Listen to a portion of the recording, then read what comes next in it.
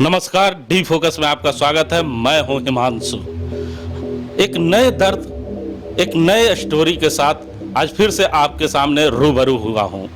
Bokaro steel city, ये steel कारखाना जहां पर पूरे देश से लोग आकर काम किया करते हैं और जब काम करते करते उनकी उम्र ढल जाती है, 60-62 साल के हो जाते हैं और वो जब रिटायर हो जाया करते हैं तो यही बोकारो स्टील सिटी उन्हें रहने के लिए एक आशियाना देता है, लीज पर क्वार्टर देता है, जहां पर वो रिटायरमेंट के बाद अपने परिवार बच्चों के साथ शांति से गुजर कर पाए, इसलिए उन्हें ये क्वार्टर आवंटित किया जाता है।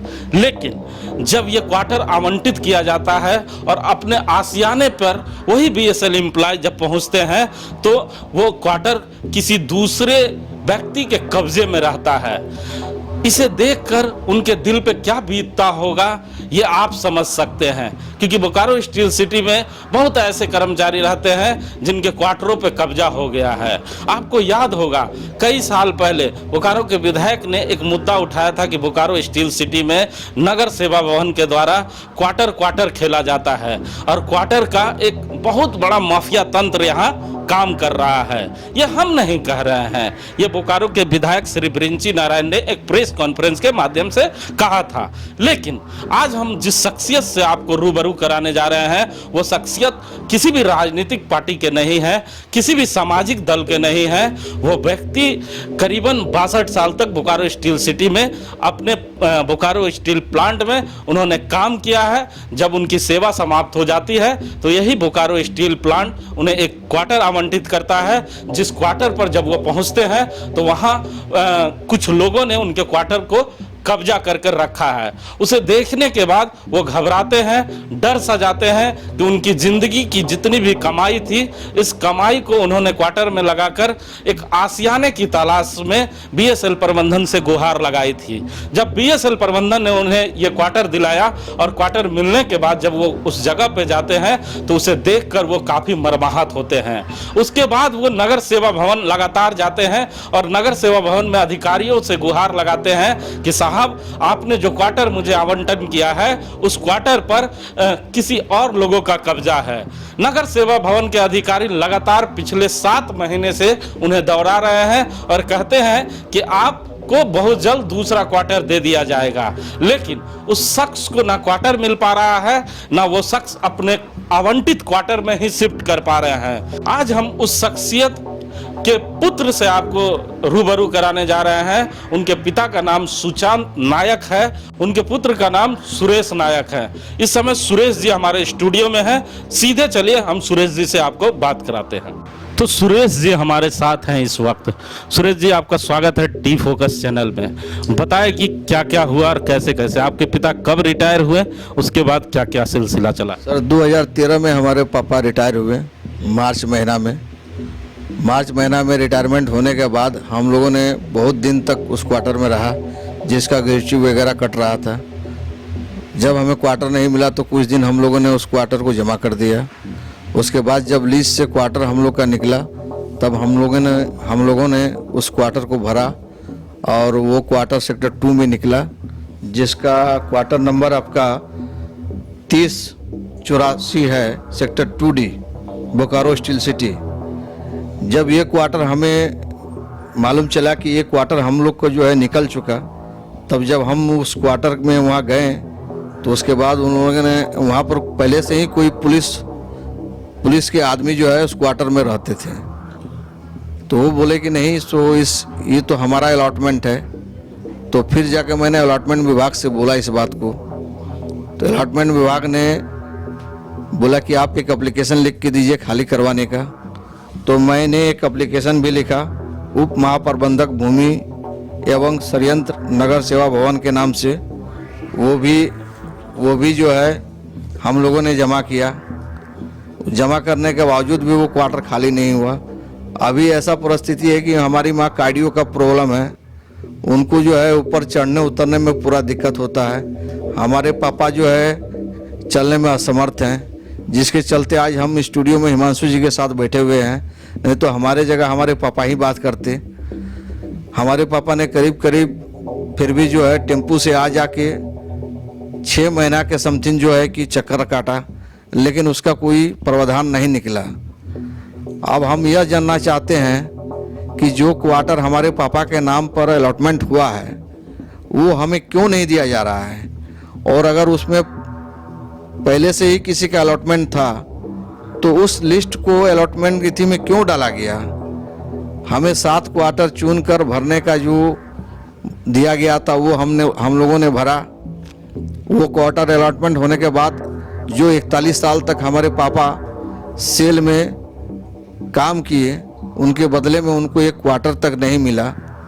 अनऑथराइज लोग कितने क्वार्टर रहते हैं इसका कोई गिनती नहीं है। सबसे पहले ये बताइए कि जब आप अपने क्वार्टर पे पहुंचे, जो अलॉटमेंट था, उस समय कितनी खुशी थी, और जब क्वार्टर पे पहुंचे तो कितने दुखित हुए? सर, जब मैं क्वार्टर हम लोग को मिल गया नीचे में तो हमें बहुत खुशी हुआ। खुशी इस बात का हुआ कि वहाँ से BGH नज़दीक पड़ता है सेक्टर 2 से। कभी कभी हमारी माँ का सांस का प्रॉब्लम हो जाता था, जिसके उसका कागजात भी रखा हुआ है मेरे पास। तो हमें कभी कभी अपना माँ को जो है मोटरसाइकिल में BGH ले जाना पड़ता था, रात हो चाहे दिन हो, और ऑक्सीजन दिलाने के बाद 1-2 घंटा के बाद फिर हम लोग ले आते थे। अभी सर हम लोग चीराचास में रहते हैं। चीराचास वास्तु विहार में भाड़ा के क्वार्टर इथी में प्लॉट में रहते हैं, तो वहाँ से आने जाने में हमें काफ़ी असुविधा हो रही थी। अच्छा सुरेश जी, आपने बताया कि हमारे आपके जो छोटे भाई हैं वो DSP भी हैं। हाँ सर, हमारे छोटे भाई जो है SSB में DSP भी हैं, जो इस देश के कार्यरत के लिए, लेकिन हम लोगों ने कभी उनका नाम इस काम में नहीं उछाला, न किसी तरह का उनसे हम लोगों ने पैरवी कराया। जब क्वार्टर पे पहुंचे वहां पर पुलिस प्रशासन के लोगों को देखा कि वह रहते हैं वहां पर, उन्होंने कहा कि हमारा अलॉटमेंट है। तो जब आप अलॉटमेंट विभाग में पहुंचे तो उन अधिकारियों से आपने पूछा कि ये क्वार्टर क्या उन लोगों के नाम से अलॉट है? ऐसी कोई कागज उन लोगों ने आपको दिखाया? नहीं, वैसे कोई कागज जो है कि हमें नगर प्रशासन विभाग के कोई भी अफसरों ने नहीं दिखाया। वो जिस घर में वो लोग रहते हैं उनसे आपने कागज नहीं मांगा? हाँ, उनसे हमने कागज मांगा था, 2 बार 3 बार मांगा, वो नहीं दिए। उसके बाद जब 4था महीना के बाद मैं गया तब फिर एक आए तो वो हमको जो है एक कागज दिखाएं, लेकिन वो अब SP पोल से अलॉटमेंट है या नहीं है ये हम नहीं बता सकते हैं। उसके बाद आप नगर सेवा भवन पहुंचे। नगर सेवा भवन में किन किन अधिकारियों से आपने मुलाकात किया और क्या क्या उन लोगों ने कहा? हम और हमारे पापा दोनों आदमी हम लोग पहुँचे। दोनों आदमी ने पहुँच के टोटल जितने भी ऑफिसर हैं उसमें मैं एक अरुण जी का नाम जानता हूँ, लेकिन अरुण जी को भी जो है अगर जाते थे तो वो उनका प्रेशर हमेशा बढ़ा ही रहता था। उनसे अगर कोई भी आदमी बात करेगा तो कभी सीधे मुंह वो बात नहीं करते हैं, वो आदमी को टरकाने में ही रहते हैं। प्रॉब्लम वहाँ सबसे बड़ी प्रॉब्लम तो यह है कि ना वहाँ किसी का टाइम है कि किस टाइम पर कोई ऑफिसर आवे, ना आने का टाइम है ना जाने का टाइम है। तो BSL में जो नगर सेवा भवन है वहाँ अधिकारी टाइम से नहीं आते हैं एकदम नहीं। ये कैसे आपका? हम वहाँ से बहुत बार निकल गए हैं, रिटर्न आए हुए हैं। सवेरे जो है कि 9 से 11 बजे तक का टाइम रहता है, शाम को जो है कि उसके बाद जो है बीच में जो है कि खाली हो जाता है। 11-12 बजे के बाद आपका कोई ऑफिसर नहीं मिलेंगे वहाँ पर। उसके बाद हम लोग जब भी गए हैं 4 से 5 1 घंटा के अंदर आपको, वो भी अगर आपका पहले अगर दिया हुआ है तभी आप बात कर सकते हैं। अच्छा, तो जब आप नगर सेवा भवन पहुंचे, अरुण जी से मिले और बड़े अधिकारियों से मिले, तो बड़े अधिकारियों ने क्या कहा आपको? उन लोगों ने खाली आश्वासन ही दिया, आश्वासन बस। वो खाली मुंह में आश्वासन ही दिए। उनमें से एक ने हमको ऐसा क्वार्टर बोले कि ये क्वार्टर आपको नहीं मिलेगा, इसके बदले आपको दूसरा क्वार्टर मिलेगा। एक नंबर ऐसा दिए, वो क्वार्टर में आदमी रहने लायक नहीं है। उसके ऊपर और नीचे वो कब गिर जाएगा वो बिल्डिंग कहना मुश्किल है। आपने जाके अधिकारियों को ये बात नहीं बताई? हमने सब बताया, लेकिन उन्होंने बोला कि आपको क्वार्टर नहीं मिलेगा तो आप अपना पैसा ले लीजिए। तो पैसा रिटर्न करने की बात पैसा कही। आपको रिटर्न करना। तो आप क्या चाहते हैं, पैसा रिटर्न हो जाए या क्वार्टर मिले? सर, हम चाहेंगे कि मेरी माँ का जिस तरह का परिस्थिति है, मेरे पापा का जिस तरह का परिस्थिति है, उसके अनुसार हमें एक क्वार्टर दिया जाए, ताकि हम अपना माँ का और पापा का बढ़िया से देखभाल कर सके। यहाँ से BSL के वरीय अधिकारियों को आप क्या मैसेज देना चाहेंगे? इस समय इस कार्यक्रम को तमाम लोग देख रहे होंगे, तो उन्हें क्या गुहार करना चाहेंगे बड़े अधिकारी? हम उनसे यही रिक्वेस्ट करेंगे कि एक बूढ़ा आदमी जो आज 41 साल तक सेल को अपना पूरा जीवन दिया, वहाँ से रिटायर करके निकले।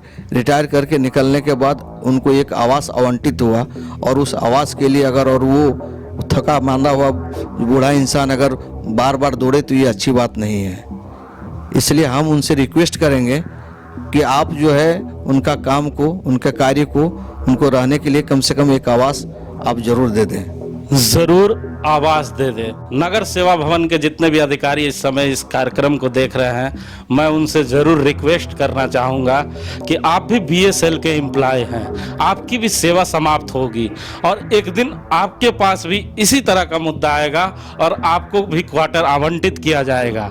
अगर आपके साथ इस तरह का व्यवहार किया हो जाएगा तो उस समय आपको कैसा लगेगा, इसका अनुभव आप कर नहीं सकते हैं। इसका अनुभव मैं कर रहा हूं सुरेश जी को आंखों को देखकर। सुरेश जी जिनके छोटे भाई खुद डीएसपी भी हैं, इन्होंने कोई भी ऐसी हरकत नहीं की, अपने भाई का नाम यूज नहीं किया।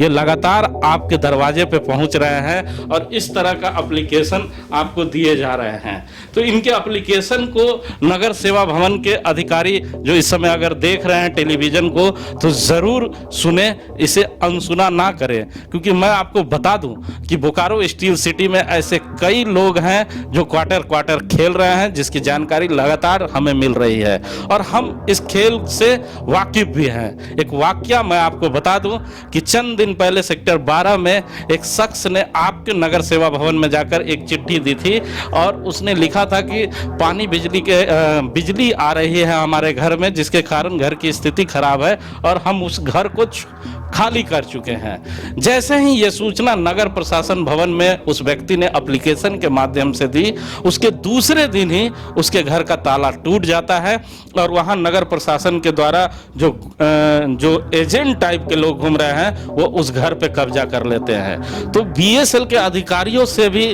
उनका नेटवर्क बहुत तगड़ा है। मैं आपको फिर से बताना चाहता हूं कि आपके द्वारा किए गए जितने भी काम हैं वो धीरे धीरे कर खुलने लगे हैं और नगर सेवा भवन के प्रति लोगों का गुस्सा अब चरम पे है। ये गुस्सा कभी भी फूट सकता है, इसलिए नगर सेवा भवन के अधिकारियों से जरूर कहना चाहूंगा कि इस कार्यक्रम को अगर देख रहे हैं तो सुरेश जी के हक को जरूर देने का काम करें, क्योंकि आप भी बीएसएल के एम्प्लॉय हैं। एक दिन आपको भी लीज पे क्वार्टर की आवश्यकता पड़ेगी और जब वो क्वार्टर लेने के लिए आप जाएंगे और यही एजेंट आपके घर को जब कब्जा करके बैठे होंगे तो उस समय आपको भी बहुत खराब लगेगा कि सेवा के बदले समर्पण नहीं मिल पा रहा है।